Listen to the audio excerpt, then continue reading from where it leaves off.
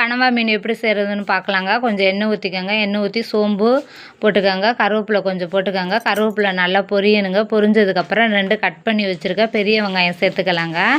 வெங்காயம் நல்லா வதங்கணுங்க பொன்னிறமாக. கொஞ்சம் உப்பு போட்டுக்கலாங்க. உப்பு போட்டு நல்லா கிண்டி விடுங்க. 1 டீஸ்பூன் இஞ்சி பூண்டு பேஸ்ட்டு போட்டிருக்கேங்க. அதோட பச்சை வாசம் போகட்டுங்க. நல்லா வதக்கி விடுங்க.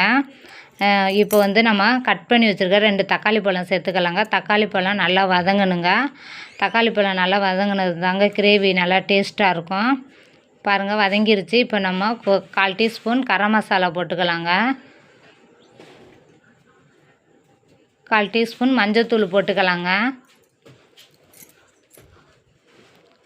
1 டீஸ்பூன் தனி மிளகாத்தூள் சேர்த்துக்கோங்க. 1 டீஸ்பூன் மல்லித்தூள் சேர்த்துக்கோங்க. இப்போ இதெல்லாம் நல்லா மிக்ஸ் பண்ணி விடுங்க. மசாலாவோட பச்சை வாசம்லாம் போகட்டுங்க.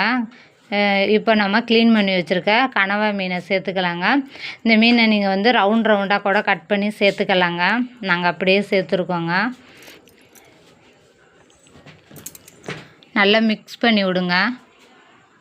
மிக்ஸ் பண்ணி நல்லா மீன் வேகணுங்க. இதிலே தண்ணி வருங்க. தண்ணியெல்லாம் ஊற்ற வேண்டாங்க. நீங்கள் அப்பப்போ நல்லா கிண்டி விட்டு வேக விட்டிங்கன்னா பாருங்கள் மீன் வெந்துருச்சுங்க. வேணும்னா லைட்டாக கொஞ்சமாக தண்ணி ஊற்றிக்கோங்க. பாருங்கள் வெந்துருச்சு. நாங்கள் சாப்பிட்டு பார்த்தோங்க. நல்லா டேஸ்ட்டாக இருந்துச்சுங்க. இதுதான் ஃபஸ்ட் டைம் செஞ்சு பார்த்தோங்க. நல்லா இருந்துச்சு. எங்களுக்கு இந்த டேஸ்ட்டு ரொம்ப பிடிச்சிருந்துச்சுங்க. கொஞ்சம் மல்லித்தழை போட்டுக்கோங்க. எங்கள் சேனலுக்கு ஒரு லைக் பண்ணுங்கள். சப்ஸ்கிரைப் பண்ணிடுங்க.